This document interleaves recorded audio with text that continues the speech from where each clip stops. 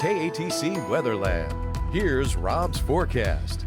Welcome back, and welcome back to more wet weather as we head into tomorrow. But after that, finally, we're going to get a 3-4 day window of drier weather. We might squeeze 5 out of it, but we'll have more rain going into next week. But pattern easing up just a little bit, and that is the good news. So let's take a look at this high resolution water vapor imagery, looking at the upper parts of the atmosphere at about 500 millibars. We're talking about 18,000 feet, and this is always instructional for us. I just love using it, and I almost use it every day. But you can see the upper low that was out in the Pacific. We have the subtropical jet stream. Notice the subtropical jet not as thick with cloud cover, so we had an impulse moving on through, but another impulse shaping up right down here. We can see that right there. That's going to cross Mexico overnight tonight, and that's going to ignite widespread rain across the area going into tomorrow afternoon. Big picture, it's all been across Texas and a good part of the south where we've had icing, sleet accumulations, and snow on the northern fringes of this system. All the cold air bottled back into Texas, and essentially here's the freezing line right here as you get into the eastern part of the hill country, and then once you get into the higher elevations of the hill country and higher elevations of Oklahoma, eastern Oklahoma up through Arkansas, it's been a glaze and just a terrible go of it over the last couple of days. For us, relatively quiet for right now. Let's dial into Power Doppler 3, see what we have going on here. We're picking up just on some light shower activity off to the north as we get into northern portions of Evangeline Parish, between Pine Prairie up through Glenmore, as we get into Rapides Parish, a few sprinkles by Oakdale. And by the way, I got the radar turned on to super sensitive so we could see some of the smaller raindrops, but that doesn't include those little misty drizzles that are out there that we've seen over the last 36 hours or so. More of that tonight into tomorrow, and a few passing showers as well. And we see that on the graph model.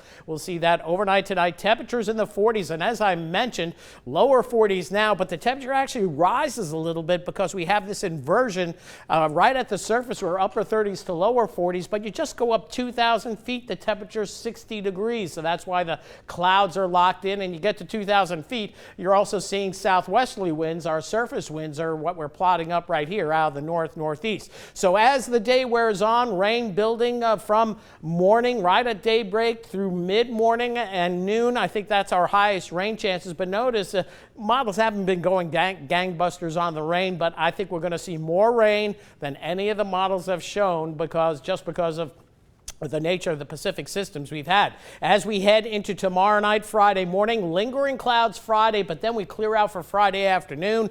We'll see temperatures getting into the mid-50s, and with clearer skies and winds out of the north and all that icy weather to the north, as we head towards Saturday morning, we're going to get close to the freezing mark, so we could see a light freeze come Saturday morning. So as for rainfall, we'll bring in the latest HER model. This is the latest run we have of any of the models, and it's still going for about a ½ to an inch of rain. Isolated amounts are going to be higher off to the north, but we'll err on the side of caution, and the wettest model we have is the Euro, and you can't underestimate these Pacific systems, so we'll say a ½ inch to an inch for most, some 1.5 inches to 2 inches, and there could be a few spots that catch a little bit more than that, but I'm not expecting widespread flooding issues, and that's why we don't have a flood watch for tomorrow.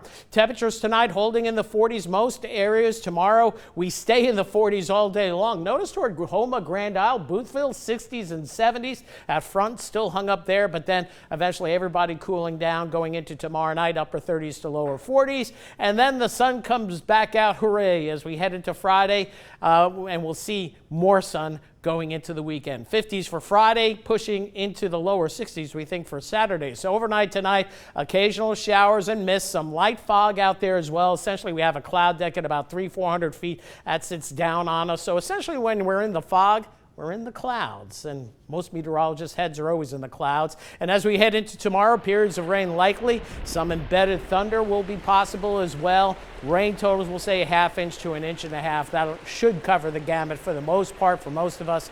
100% chance, especially during the morning and midday hours. Then things quiet down as we head into the evening. Things will be quieting on down, so good news there. So as we move forward, 58 for Friday, 62 for Saturday. How about 70 for Sunday with some clouds? 70s next week, but we'll also see more rain as we head into the middle part of next week. And then another cool down, maybe the following weekend, okay too. That's it for weather for now. We'll have more coming up right after the break.